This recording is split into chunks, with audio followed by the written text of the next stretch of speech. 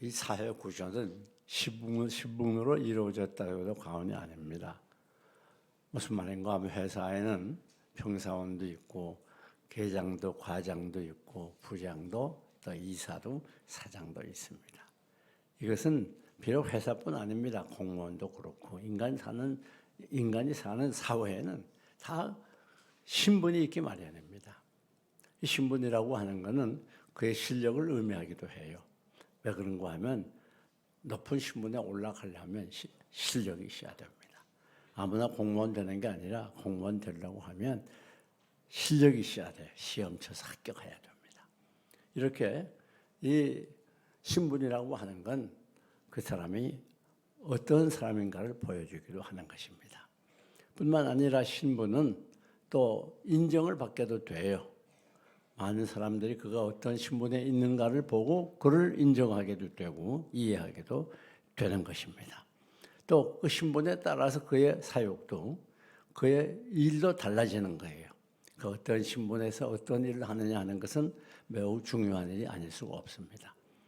여러분이 어떤 면에서는 우리의 성공과 실패가 또 신분에 의해서 좌우된다고 해도 과언이 아니에요. 높은 신분에 올라가면 성공한 줄로 알고 그렇지 못하면 실패한 줄로 생각하는 수도 있습니다. 그러나 그것은 세상적인 것이고 우리 그리스도인들에게는 놀라운 신분이 있는 건 여러분 아십니까? 오늘 본문을 보면 하나님을 믿는 그리스도인들에게는 대단한 신분을 허락해 주셨어요. 그 신분이 뭔가 하면 택하신 족속이라고 하는 신분입니다. 무슨 말인가 하면 하나님이 여러분을 많은 사람 가운데 택해 주셨어요. 이 택하신 족속이라고 하는 신분은 대단한 신분입니다. 위대한 신분이에요. 왜 그런가 하면 하나님은 아무나 택해 주는 게 아닙니다. 하나님이 특별히 사랑하는 사람들, 하나님이 특별히 관심 있는 사람들, 그 사람들을 많은 사람들 중에 이 세상에 사람이 얼마나 많아요. 그 사람들 중에서 특별히 택하는 것입니다. 이건 보통 일이 아니에요. 그건 내가 원해서 되는 것도 아니고 내가 무슨 택함 받을 만한 행위를 해서 그래서 택함 받는 게 아니라 이건 무조건적인 하나님의 사랑으로 은혜로 택함을 받기 때문에 이건 귀한 것이고 값진 것이고 위대한 것입니다. 여러분, 그래서 칼빈은 뭐라고 말했는가 하면 하나님은 어떤 분은 간구하시고 버리시고 어떤 분은 택하셨다고 그랬어요. 아무나 하나님이 택하는 게 아닙니다. 그런데 오늘 우리들은 아무 이유 없이 택함을 받은 거예요. 이게 대단한 것입니다. 이 택함을 받았다는 건 아무나 받을 수 있는 게 아니에요. 인간의 힘으로 되는 게 아니고 어떤 인간이 가진 물질이나 권력이나 세상 것 가지고 택함을 받고 싶다고 받는 게 아닙니다. 그러기에도 귀한 것이고 그러기에도 아름다운 것이고 그러기에도 값진 것입니다. 그런데 우리 하나님께 택하신 족속은 몇 가지 중요한 삶이 있어야 되는 겁니다. 첫째는 하나님의 택하신 백성은 한 혈통이라는 것이에요. 여러분, 혈통이라는 건 중요합니다. 우리 예수 그리스도의 피로 값진 보혈로 한 형제가 됐어요. 사랑하는 주님 앞에 형제자매 한 자리에, 그렇죠? 우리 다 형제자매가 됐습니다. 왜? 예수 그리스도의 피로 한 혈통이 됐어요. 근데 이 한 혈통이라 하는 건 어떤 의미가 있는가 하면 끊을래야 끊을 수 없는 거예요. 이게 한 혈통이에요. 그렇지 않습니까? 자, 부모와 자식 간의 형제 간의 한 혈통입니다. 그런데 내 자식이 좀 잘못한다고 해서 불효한다고 해서 그 혈통이 끊어지는 건 아니에요. 관계가 잠시 멀어질 수도 있지만 그 혈통 자체는 끊어지는 거 아닙니다. 그렇지 않습니까? 형제도 마찬가지. 이와 마찬가지. 우리 그리스도인들은 한 혈통이 되기 때문에 끊어질 수가 없어요. 우리 영원토록 한 형제요, 한 자매가 되는 것입니다. 끊을 수가 없어요. 그 누구도. 이것이 귀한 것입니다. 오늘날 우리가 신앙생활하면서 한 형제답게 늘 마음이 상하고 고통받고 그럴 때가 있어도 우리는 끊으려고 하면 안 돼요. 우리는 끊을 수 없는 사람이에요. 여러분, 분명히 기억하세요. 하나님의 사랑은 끊을 수 없는 사랑이에요. 아울러서 우리 하나님의 사랑을 받은 우리도 역시 끊을 수 없는 관계라고 하는 거, 그걸 꼭 기억해야 됩니다. 성경을 보면 위대한 사랑 이야기가 나오죠. 거기에 다윗과 요나단의 이야기가 나옵니다. 여러분, 이 요나단은 아버지가 누굽니까? 그 당시 나라를 지배하던 사울 왕이에요. 그러니까 다윗은 족수입니다. 다윗은 왕이 될 수 있는 그런 사람이기 때문에 다윗과 가까이 하면 자기의 왕권을 잊어버리는, 아버지 땀으로 자기가 왕이 되는 거예요. 그럼에도 불구하고 왕권도 다 포기하고 다윗을 사랑합니다. 그래서 성경에 단적으로 요나단의 다윗에 대한 사랑은 뭐라고 말하죠? 여인의 사랑보다 승하였다, 그렇게 표현하고 있어요. 끝까지 요나단이 다윗에 대한 사랑은 끊어지지 않습니다. 세상 모든 거 다 포기하고 왕권도 포기하고 사랑했어요. 그래서 다윗이 그러한 좋은 친구 요나단 때문에 어쩌면 왕이 됐다고 해도 과언이 아니지 않습니다. 아니, 이 요나단의 도움을 많이 받은 것은 또 사실입니다. 여러분, 이와 같은 사랑의 사람들 되어야 되겠어요. 우리는 다 그리스도 안에서 한 형제의 자매니까 우리의 사랑은 영원히 돼야 되고 주님의 사랑으로 서로 사랑해야 되는 것이에요. 다음 두 번째, 여기 한 족속이라는 말, 택함 받은 한 족속이라는 말은 무슨 말인가 하면 하나가 된다는 것을 의미하는 거예요. 우리는 모두 하나입니다. 왜? 한 형제이기 때문에, 한 자매이기 때문에 그리스도 안에서 하나예요. 여러분, 오늘 우리는 그리스도의 사람들이기 때문에 다 하나 되고 그것에서 즐거움이 있고 기쁨이 있고 행복이 따라오고 평화가 되는 거예요. 서로 갈라지고 미워하게 되면 그게 기쁨이 없습니다.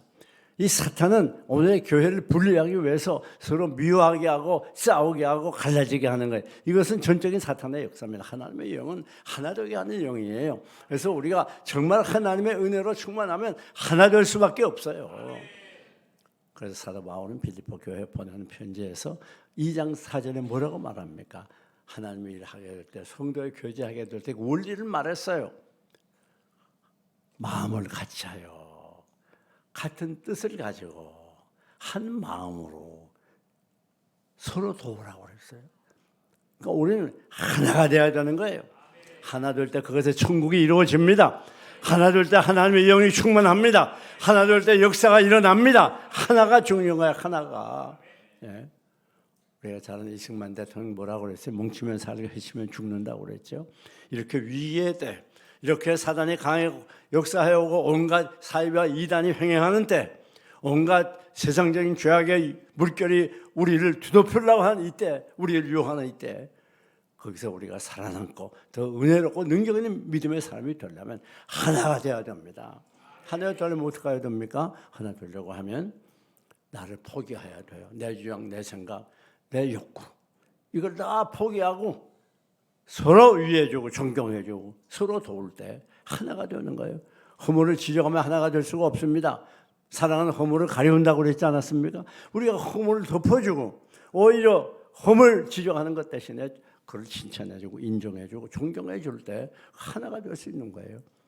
이때 이 세상 살다 보면 항상 좋은 일만 있는 게 아닙니다. 아무리 나와 가까운 사람이라도 가끔가다 상처도 받고 서로 추락을 일어날 수 있어요.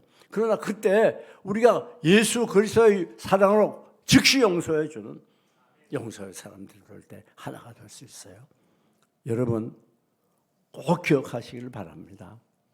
우리가 용서하지 못하고 그것이 1년, 5년, 10년 계속 가지고 있다면 성경은 뭐라고 말합니까? 영생이 그 속에 없다고 그랬어요. 요한일서 2장에 그러지 않았습니까? 그렇기 때문에 이제 우리 금년 새해 첫 주지 않습니까? 작년에 있었던 모든 관계를 정립하고 생각해 보면서 모든 다른 사람과의 관계에서 품었던 아픔, 상처, 고통, 담 다 제거시키고 사랑으로 완전히 하나 되시기 바랍니다. 부부간에 하나 되고 부모 자식 간에 하나 되고 형제 간에 하나 되고 이웃 간에 하나 되고 오늘 교인들 간에 하나 되고 하나 되는 운동이 살리는 운동이고 생명 운동이고 능력 있는 운동이 되는 거예요. 이게 바로 택함 받은 족속들의 신분으로서의 자격이요 삶입니다. 여러분 뿐만 아닙니다. 여기에 오늘 우리가 꼭 기억해야 되는 택함 받은 족속의 특징이 또 뭔가 하면 바로 같은 방식, 즉 생활 방식이 같다는 거예요. 우리는 불신자들과 생활 방식이 다릅니다. 오늘 우리는 주일이 되면 하나님께 나와 예배하는 거예요. 세상 사람은 어디로 가요? 놀러 가요. 완전히 가는 데가 달라요. 우리는 예배를 중요시 여겨서 시간만 되면 나와서 예배드리고 하나님을 찬양하고 경배하는 것을 우리 삶의 의와 값어치와 보람으로 생각해요. 그러나 불신자들은 세상으로 나가서 어떻게 하든 더 엔조이하고 더 많은 것을 소유하고 더 많은 사람과 사귀고 세상 것을 위해서 살아가요. 그러니까 우리는 한 족속들이기 때문에 바로 생활 방식이 똑같은 거예요. 그래서 이 자리에도 여러분들이 바쁜 중에도 오늘 새해 첫날 첫주 하나님께 나와 예배하지 않습니까? 우리는 모두 택하신 족속이라고 하는 신분을, 고귀한 신분을 가진 분들입니다. 다음에는 왕 같은 제사장이라고 그랬어요. 여러분, 우리는 왕 같은 존재들이에요. 세상 사람들이 우리에게 대해서 뭐라고 말해도요. 여러분, 하나님이 우주 만물을 창조할 때에도 뭐라고 말씀하셨죠? 만물을 지배하라 그랬어요. 하나님은 우주 만물을 창조하실 때도 우주 만물을 우리 하나님의 사람들을 위해서 지어놨어요. 1차로. 그리고 이 세상의 인류 역사의 흐름, 이 세상의 삶의 모든 것들을 하나님은 우리 교회를 중심에서 운영하도록 그렇게 하시는 거예요. 그 왜 그런가 하면, 왜 그런 줄 압니까? 하나님의 이 구속 역사와 경륜, 하나님이 하시는 일은, 섭리는 모두 구속의 중점이 되어 있어요. 하나님의 역사는 구속사라고 할 수 있어요. 여러분, 창세기부터 요한계시록까지 이 방대한 성경을 한마디로 줄이면 하나님의 구속의 역사를, 구속의 사명을 기록해 놓은 거예요. 여러분, 그렇기 때문에 이 구속은 어디서 하는 겁니까? 죄악 가운데 빠져 죽은 인류를 구원하는 구속은 바로 교회에서 하는 거예요. 그렇기 때문에 온 이 현 역사의 중심에 교회가 있는 것이고, 모든 인류 역사는 이 교회를 중심해서 움직이고, 하나님은 그렇게 섭리하는 거예요. 뿐만 아닙니다. 이제 우리 머지않은 장래에 예수님께서 이 땅 위에 다시 재림하시면 이 땅 위에 천년 왕국을 건설하셔요. 그때 우리 주님이 왕이 되시고 우리는 분병왕이 돼서 왕의 자격을 가지고 통치하는 그런 대단한 사람들이 되는 거예요. 이게 여러분들의 신분입니다. 그렇기 때문에 오늘 우리들이 이 세상을 살면서 힘들고 어려워도 결코 낙심하고 좌절하면 안 됩니다. 기가 빠지면 안 돼요. 우리 이렇게 자신감 있게, 용기 있게 하나님이 우리를 사랑하는 바로 왕 같은 제사장으로 담대하게 살아가야 되는 이유가 여기 있는 겁니다. 특별히 제사장은 하나님과 가장 가까이서 일하는 분이 제사장이에요. 오늘 우리 이 왕 같은 제사장들은 금년 한 해도 어떻게 살아야 되겠습니까? 이런 대단한 신분을 가진 우리가 해야 될 일은 뭔가 하면 하나님을 가까이 하는 거예요. 날마다 하나님을 더 가까이 하고 더 가까이 하고, 그게 바로 우리 삶이 되어야 되는 것입니다. 여러분, 하나님을 가까이 하는 게 무엇입니까?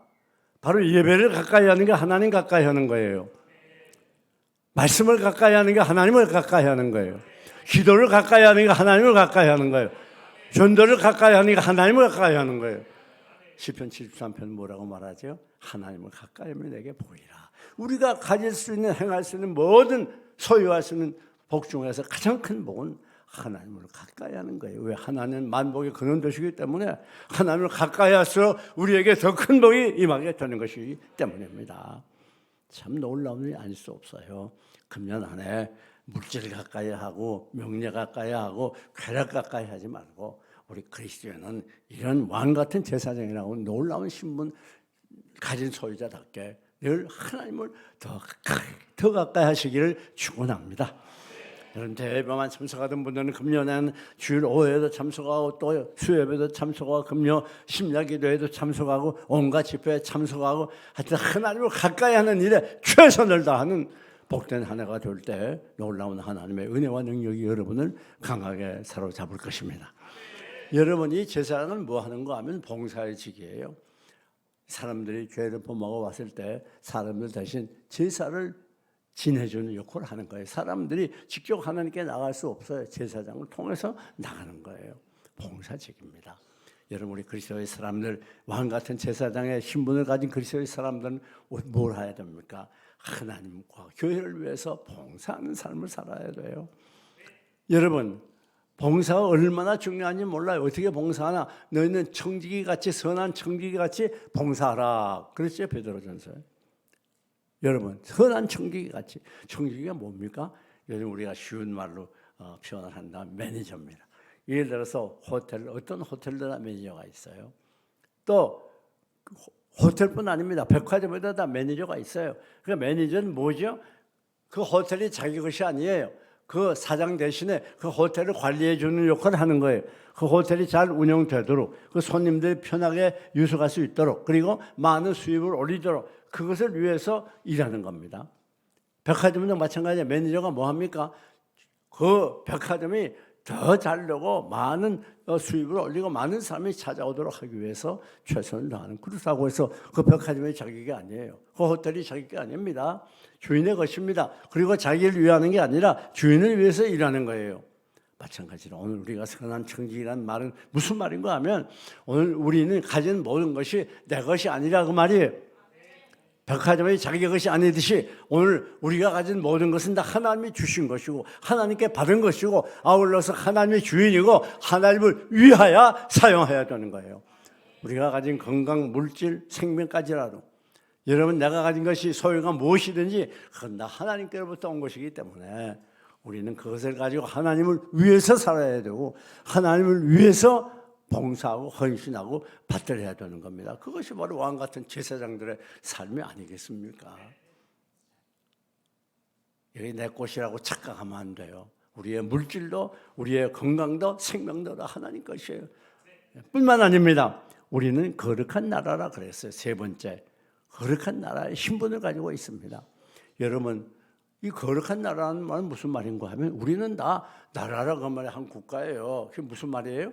우리는 예수 그리스도를 구주로 영접하는 그 시간에 하나님의 영이 우리 속에 거하는 거예요. 우리는 하나님을 모신 성전이라 그랬어요.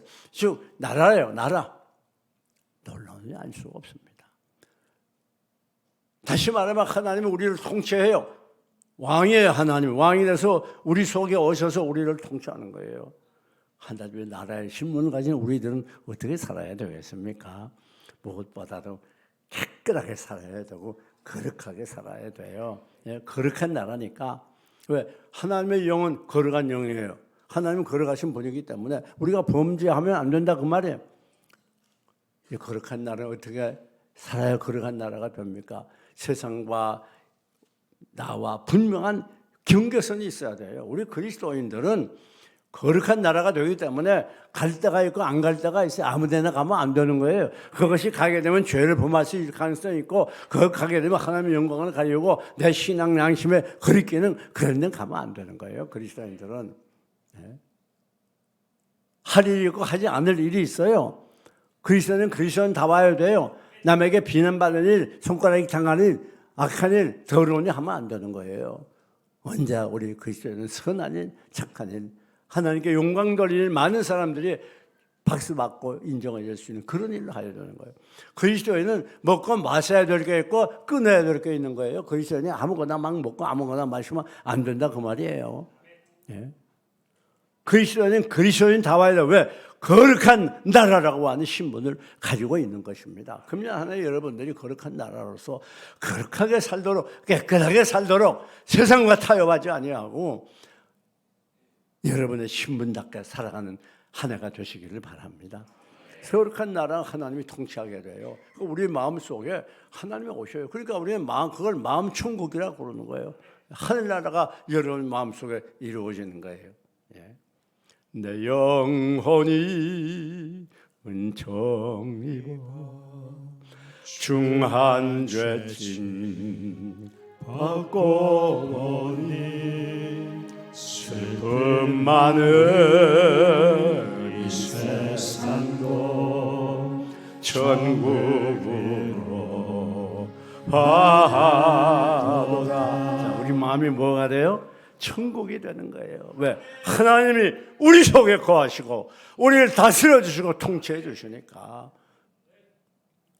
천국이 되면 어떻게 돼요? 거기에 기쁨이 있고 즐거움이 있어요. 여러분, 우리들이 하나님의 통치를 받으면서 마음속에 하나님의 나라가 이루어지면 그것에 즐거움이 있고 평강이 있어요. 천국이 이루어지는 거예요.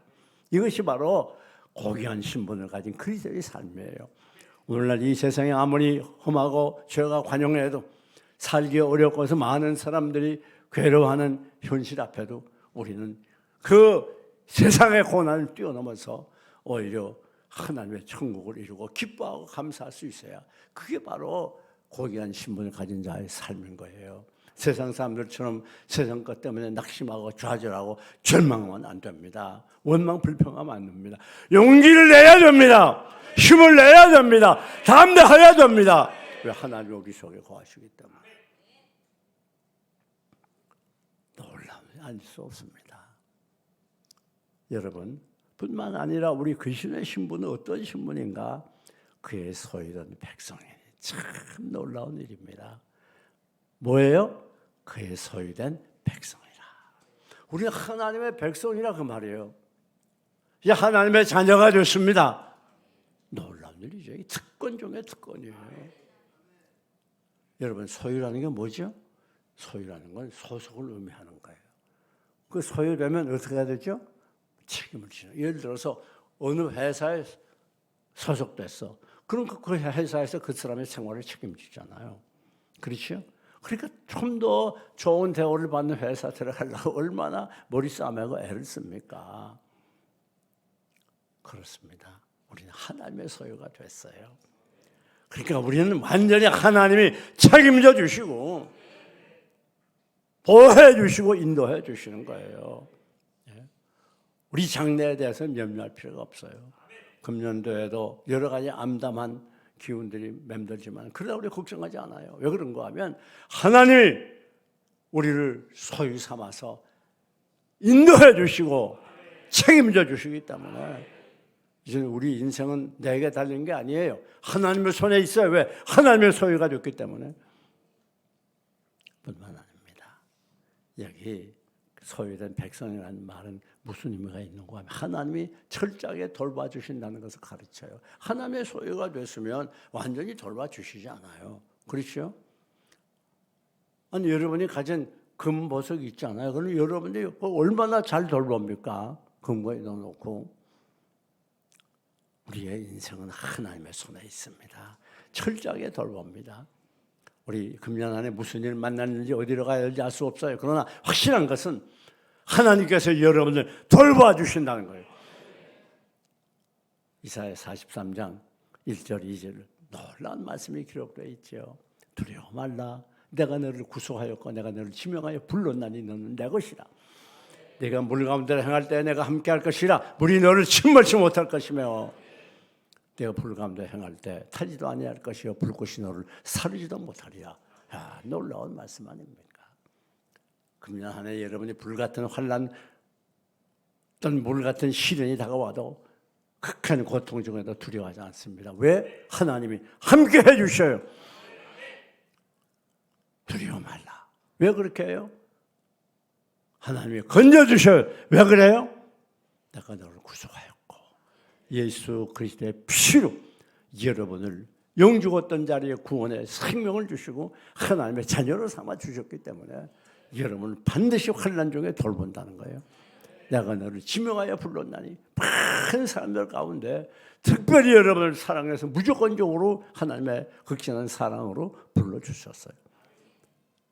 너는 내 것이라. 하나님의 소유가 됐어요. 우리의 인생은 하나님의 소유로 하나님이 완전히 장악하시고 책임지고 인도해주고 보호해주는 거예요. 세상 사람이 우리에게 뭐라고 해도 이 세상이 어떻게 변해도 우리는 두려워하지 않습니다. 두려워 말라고. 왜요? 하나님이 함께 해주시기 때문에, 하나님이 구원해 주시기 때문에, 하나님이 치료해 주시기 때문이에요. 여러분 얼마나 대단합니까?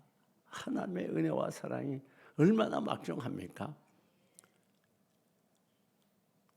형들이 요셉을 죽이려고 애굽에 팔았어요. 돈 벌려고 애굽에 팔았어요. 죽게 생겼어요.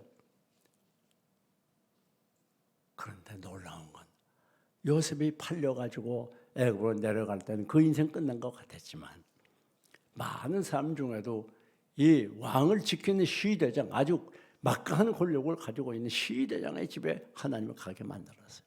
그리고 거기서 보호해가지고 오히려 조문 종이 그 많은 먼저 있던 종보다 뛰어나서 온 가문을 책임지는 맨주저가 됐어요. 보디발의 아내로 인한 고소로 감옥에 갔지만은 그것에 완전히 인생 끝난 줄 알았지요. 천만의 말씀입니다.